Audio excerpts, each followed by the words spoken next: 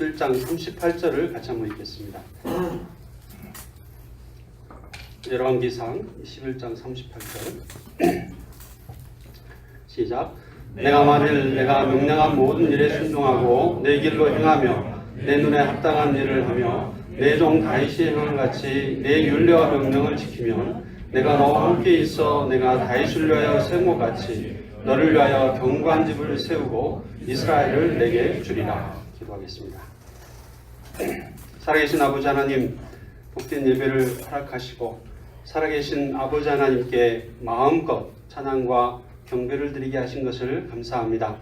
이 시간에 우리 주님의 말씀을 기다립니다. 성령 하나님께서 죄인의 모든 허물과 죄악을 십자가 보배로운 피로 다 도말하시고 다만 성령님의 도우심으로 말씀을 전할 수 있도록 도와주시기를 기도합니다.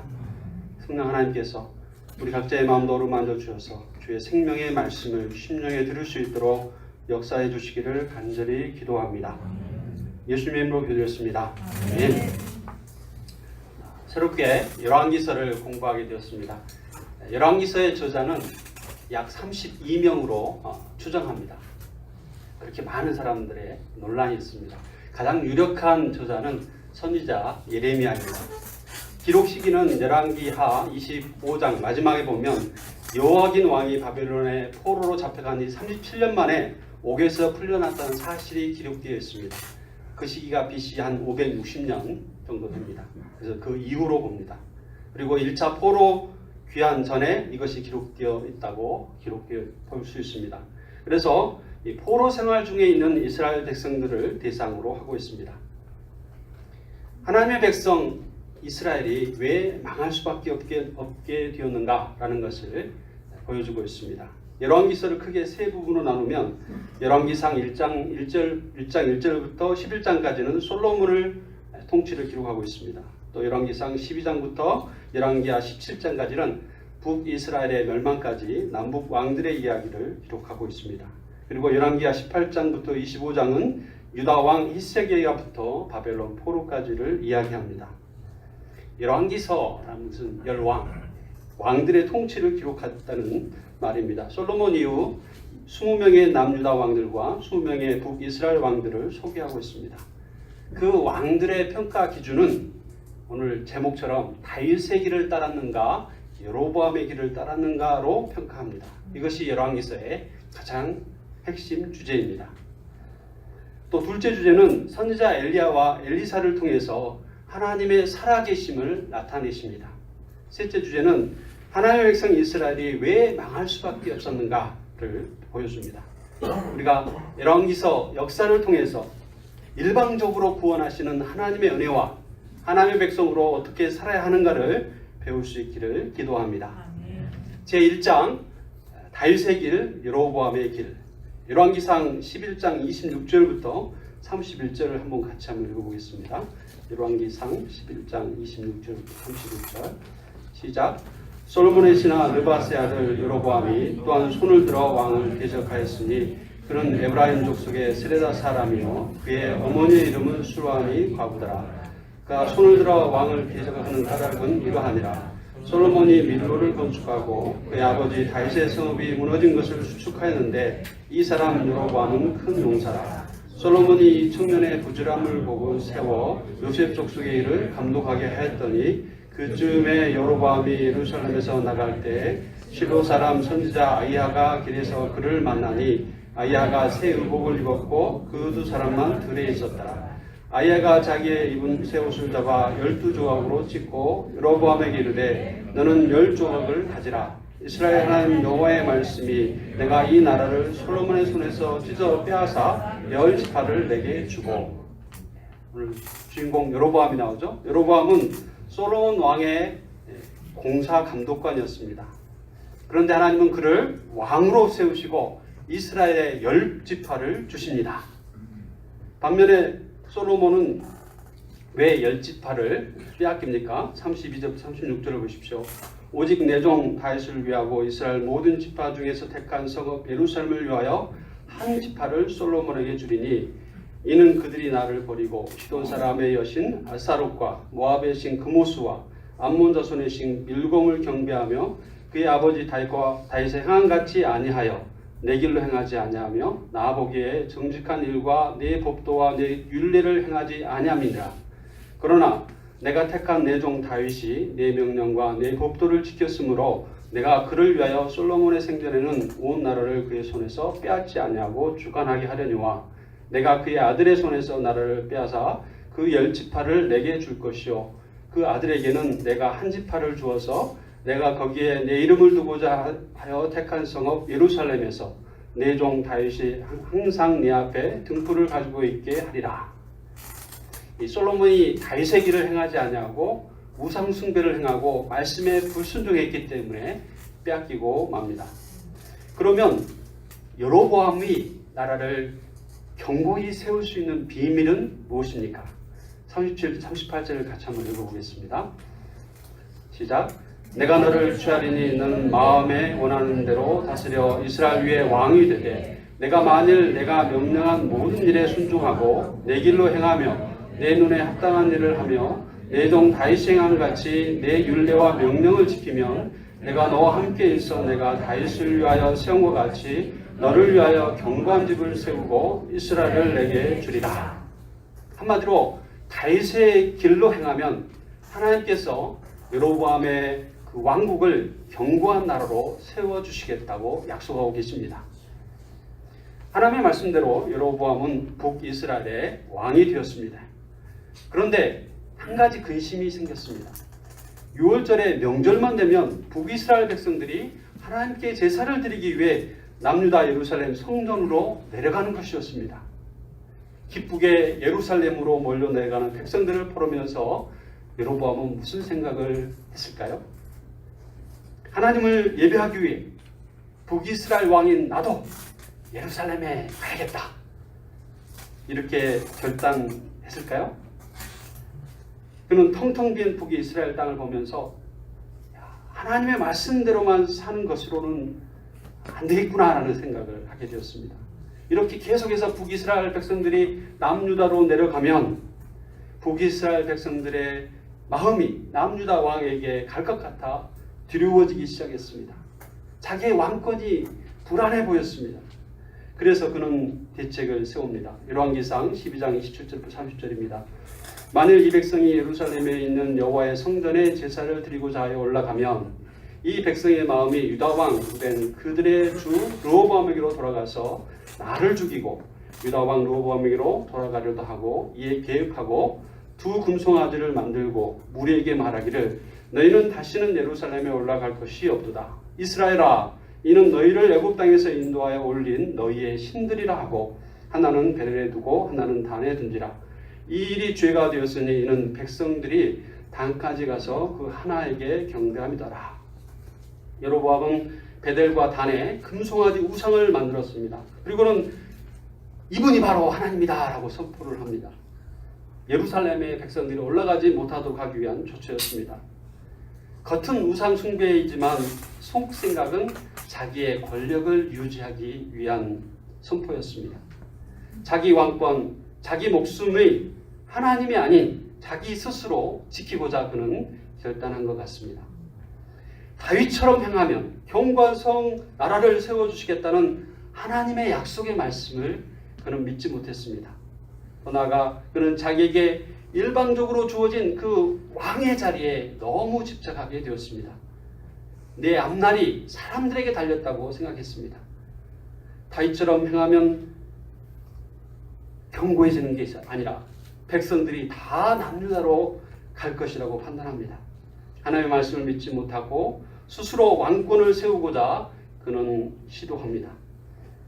자기도 다윗처럼 하고 백성들도 다윗처럼 살게 하라고 그에게 왕권을 주었는데 오히려 다윗의 길을 가지 못하도록 막아버린 것입니다.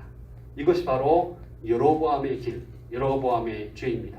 열왕기서에 보면 계속해서 여로보암의 길, 여로보암의 죄라고 하는 표현이 나오는데 바로 이 사건을 말하는 것입니다. 반면 다윗의 길은 무엇입니까? 다윗은 하나님의 왕이시고 자기의 왕권도 하나님이 세우신다는 것을 믿고 행하였습니다. 압살롬 사건에서 하나님이 왕을 그만두라고 하시면 그만두겠다고 그는 고백합니다. 사무엘서에 보면 다윗은 무슨 일이 생기기만 하면 무릎을 꿇어 하나님께 물었습니다. 다윗은 자기가 왕이면서도 만왕의 왕이신 하나님 앞에 늘 살았습니다. 하나님께서 왕권을 주신다고 믿었습니다. 하나님께서 왕권을 지켜주신다고 믿었습니다. 그래서 다윗이 힘쓴 일은 왕이신 하나님을 잘 따라가는 것이었습니다. 그리고 마지막에 그는 고백합니다. 여호와는 나의 복자이시니 내게 부족함이 없으리로다. 내가 살아갈 힘과 자리는 누가 주는 것입니까? 나 스스로 얻은 것입니까? 하나님이 주시는 것입니까? 또 그 자리는 누가 지켜줍니까? 내가 지켜야 합니까? 하나님이 지켜주십니까? 내 이익이 위협을 받을 때 어떻게 해야 합니까? 이 본질적인 질문 앞에 우리는 늘 서게 됩니다. 대부분은 여로보암처럼 자기 이익을 위해 자기 생각과 자기 힘으로 살아갑니다.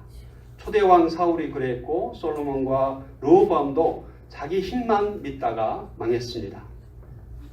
하나님같이 되려는 아담부터 시작된 인간의 죄악된 본성 때문입니다.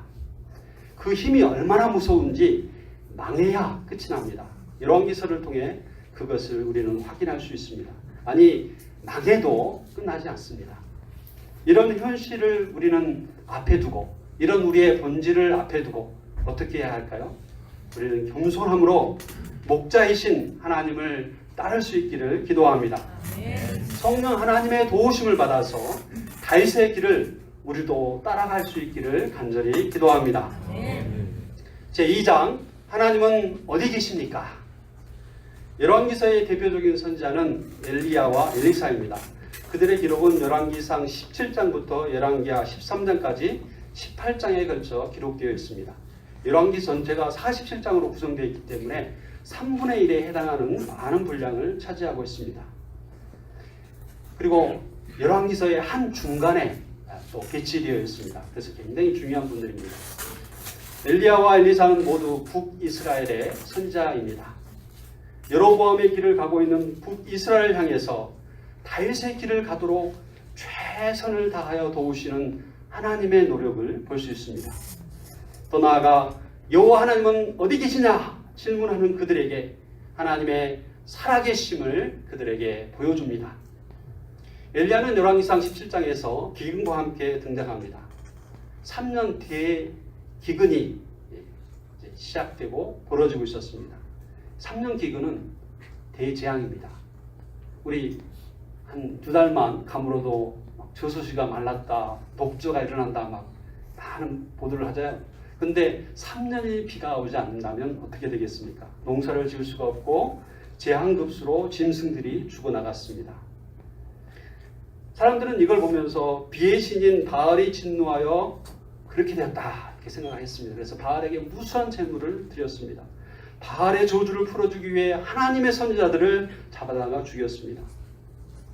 엘리야가 이런 그들에게 갈멜산에서 누가 이 재앙을 내렸는가? 누가 참신인가? 한번 알아보자고 도전합니다. 그래서 불로 응답한 신이 진짜 신이라고 합니다. 하나님은 불을 내려서 도랑의 물까지 다 핥아 먹어버렸습니다.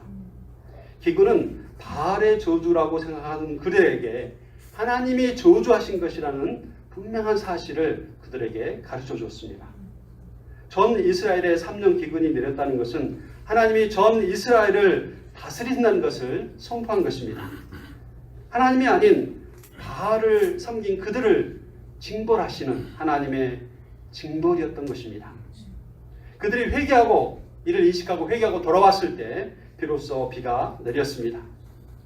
이렇게 하나님은 자신이 참 신이신 것을 나타내셨습니다.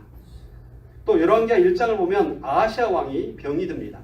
남유다의 왕 아하시아가 병이 듭니다. 그런데 이 병이 나을지 여부를 누구에게 묻습니까? 하나님이 아니고 에글론의 신 바알세부에게 가서 물어보라고 합니다. 하나님이 이 소식을 듣고는 대노하십니다. 이스라엘에 하나님이 없어서 너희가 에글론의 신 바알세부에게 물으러 가느냐? 이스라엘에게 하나님이 있느냐 없느냐? 여호와가 하나님이신가? 우상의 하나님인가? 이 질문을 그들은 계속해서 했고 다 왕들과 백성들은 보이는 우상에게로 달려갔습니다.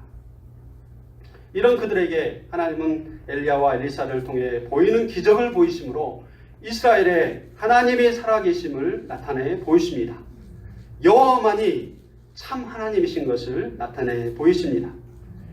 엘리야가 하늘로 승천한 후에 엘리사가 엘리야의 겉옷을 가지며 요단강을 치면서 말합니다.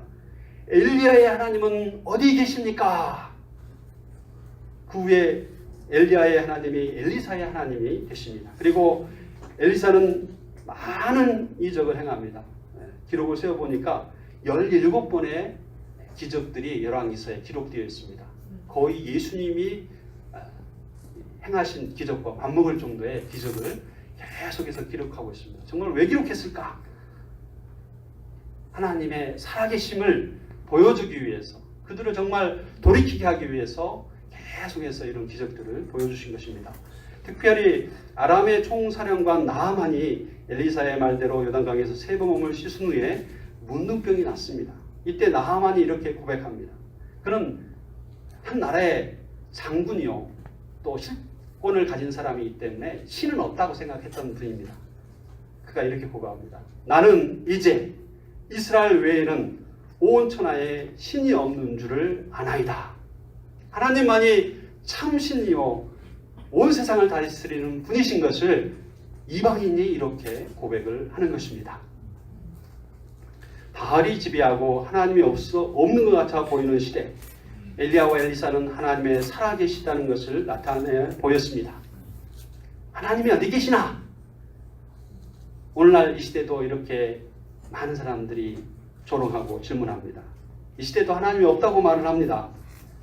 그러나 우리가 아는 한 가지 사실이 있습니다.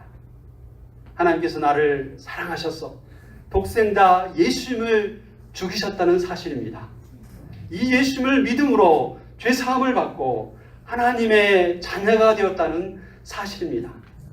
성령 하나님께서 내 마음에 내주하시고 계시다는 사실입니다. 그래서 하나님이 어디 계시나 두리번거리며 찾을 필요가 없게 되었습니다. 우리 마음 한가운데에 계십니다. 이제 우리에게는 이 하나님과 교제하는 특권이 주어지게 되었습니다.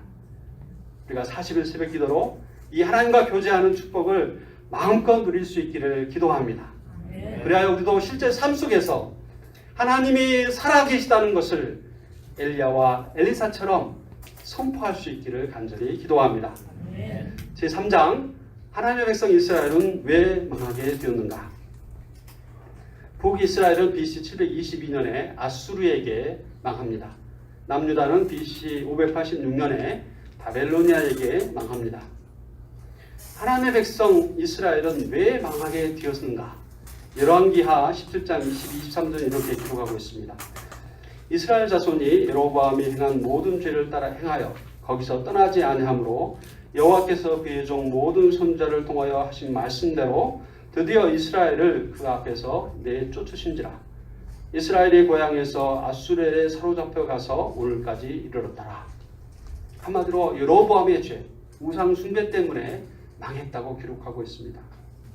그들이 섬기는 우상, 눈에 보이는 우상들이 결코 그들을 구원하지 못했음을 가장 확실하게 보여줍니다. 우리도 눈에 보이는 것에 굉장히 현혹되고 의지하기 쉬운데 그것들이 우리를 구원할 수 없다는 것을 우리도 확인하게 됩니다. 그러면 이스라엘 백성들은 왜 그렇게 우상 숭배에 집착을 했을까요? 정말 어리석어 보입니다. 그런데 자세하게 보면 이 가나안 땅 때문입니다. 그 가나안 땅에서 영원히 행복하게 살고 싶었습니다. 가나안 땅, 그들이 얻은 그 가나안 땅에서 번성하기 위해서 그들이 생각한 것은 그 땅의 신인 바알과 아스라스를 숭배하면 좀 더 번성할 거라고 생각했습니다. 그 땅의 신들이 그들을 지켜주었듯이 우리도 지켜줄 거라고 믿었습니다. 그래서 가나안의 종교와 문화와 그 사람들을 따라했습니다. 우상 숭배자가 되었고 가나안 문화에 동화되었습니다. 분명히 하나님이 주신 땅임에도 불구하고 그래서 주신 하나님을 소중하게 여겨야 되는데 그들은 그들이 딛고 있는 그 땅을 하나님보다 더 소중하게 여겼습니다. 결국 그들이 어떻게 되었습니까? 열왕기하 25장 21절에 이와 같이 유다가 사로잡혀 본토에서 떠났더라. 본토, 가나안 땅에서 결국 떠나게 되었습니다. 그들이 그렇게 움켜쥐고 싶었던 그 가나안 땅에서 그들은 이제 떠나게 되었습니다.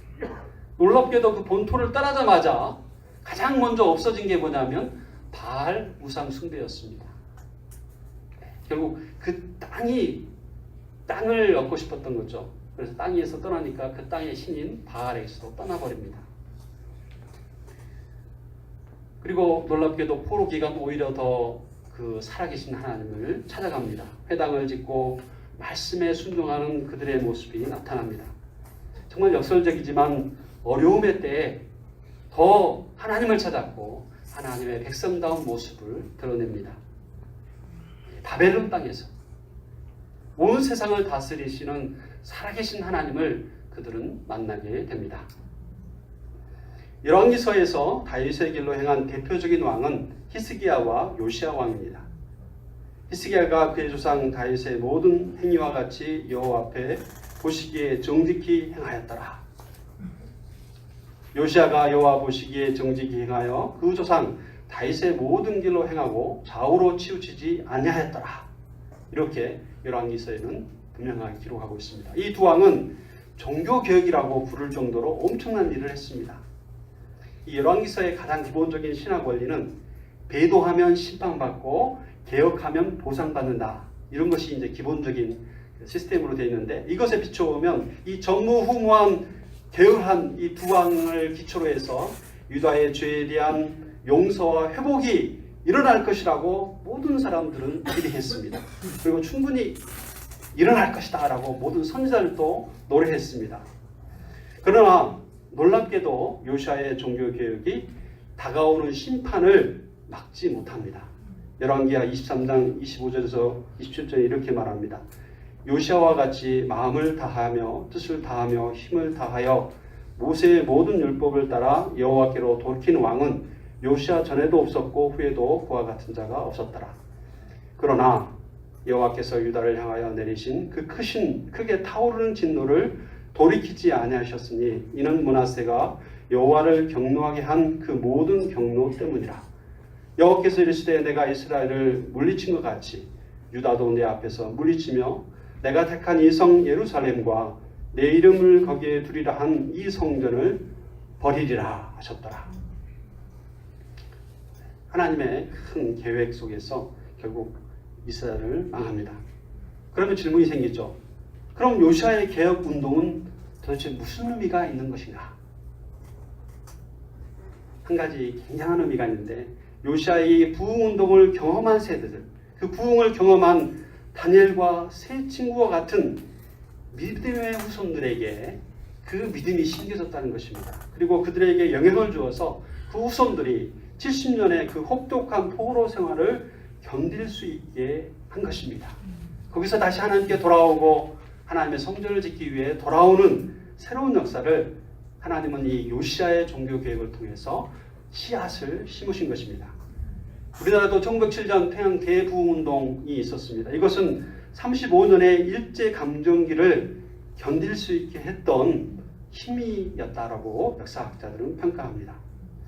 더 나아가 다니엘은 대제국 바벨론과 페르시아에서 총리가 되어서 하나님이 온 세상을 다스리신다는 사실을 만천하에 드러내었습니다. 열왕기서는 이스라엘의 실패를 말하고 있습니다. 이 실패는 신명기에서 이미 모세가 예언한 내용입니다. 도대체 하나님의 백성이 성공해야지 왜 실패하는가? 이스라엘 실패는 곧 하나님의 실패로 연결되는 점에서 아주 문제가 심각한 것입니다. 옛날에는 그 나라의 실패는 그 나라의 신의 실패로 봅니다. 그래서 이스라엘 실패는 하나님의 실패 이렇게 봤기 때문에 그 신은 아주 열등한 신으로 평가받는데 하나님이 그럼에도 불구하고 이스라엘의 실패를 허용하신 이유가 무엇일까요? 이를 통해서 인간의 실존을 보여주기 위해서입니다. 인간의 연약함과 완악함 때문에 스스로 구원에 이를 수 없다는 그 현실을 보여줍니다. 인간의 무능함을 깊이 인식하면서 구원자 메시아를 갈망하게 됩니다. 오직 하나님의 은혜로만 구원받을 수 있고 오직 하나님의 은혜만이 살 길이라는 사실을 인정하게 됩니다. 결국 이스라엘의 실패는 하나님의 은혜로 나아가는 통로가 되는 것입니다. 이스라엘의 연약함과 완악함에도 불구하고 하나님은 다윗의 언약을 지켜가시는 아주 무조건적인 사랑을 보여주십니다. 다윗 왕가의 죄악에도 불구하고 하나님은 다윗 왕가를 지켜가십니다. 결국 다윗의 후손 예수 그리스도를 보내심으로 하나님의 언약을 인류 역사 속에서 완성하십니다. 그리고 우리는 이 예수님을 통해서 하나님의 백성, 더 나아가 하나님의 아들과 딸이 되었습니다. 이것은 일방적인 은혜입니다. 열왕기서를 공부하며 인간의 실존을 보게 되는데 그 실존의 모습은 다 우리의 모습입니다. 그럼에도 불구하고 일방적으로 우리를 구원하시는 하나님의 은혜를 우리는 맛보게 될 것입니다. 더 나아가 하나님의 백성으로서 어떻게 살아가야 하는가 하는 성화의 방향성과 기준과 목표를 확인할 수 있습니다. 하나님은 우리를 사랑하는 자녀로서 격려하십니다. 때로는 잘못하면 징계를 통해서라도 성화시켜 가십니다. 우리를 사랑하시고 일방적으로 구원하시며 우리를 한 걸음씩 한 걸음씩 하나님 닮아가게 하시는 우리 살아계신 하나님을 말씀 공부를 통해서 체험할 수 있기를 간절히 기도합니다. 열왕기서 말씀을 통하여서 살아계신 하나님 우리가 체험하고 증거하는 은혜가 풍성하기를 간절히 기도합니다. 6절 말씀 11장 38절 같이 읽겠습니다. 시작. 내가 만일 내가 명령한 모든 일에 순종하고 내 길로 행하며 내 눈에 합당한 일을 하며 내 종 다윗이 행한 같이 내 율례와 명령을 지키면 내가 너와 함께 있어 내가 다윗을 위하여 세운 것 같이 너를 위하여 견고한 집을 세우고 이스라엘을 내게 주리라. 감사하신 아버지 하나님, 참으로 죄악된 저희들을 일방적으로 사랑하사 구원받을 수 없는 저희들에게 예수 그리스도를 통한 놀라운 구원을 허락하여 주셔서 감사합니다. 또 이 주님의 사랑 속에서 점점 예수님을 닮아가는 성화의 길로 저희들을 한 걸음씩 인도해 가시는 것을 감사합니다. 저희가 주님이 주신 다윗의 길, 하나님을 사랑하는, 하나님을 가장 사랑하는 다윗의 길을 따라갈 수 있도록 도와주시옵소서.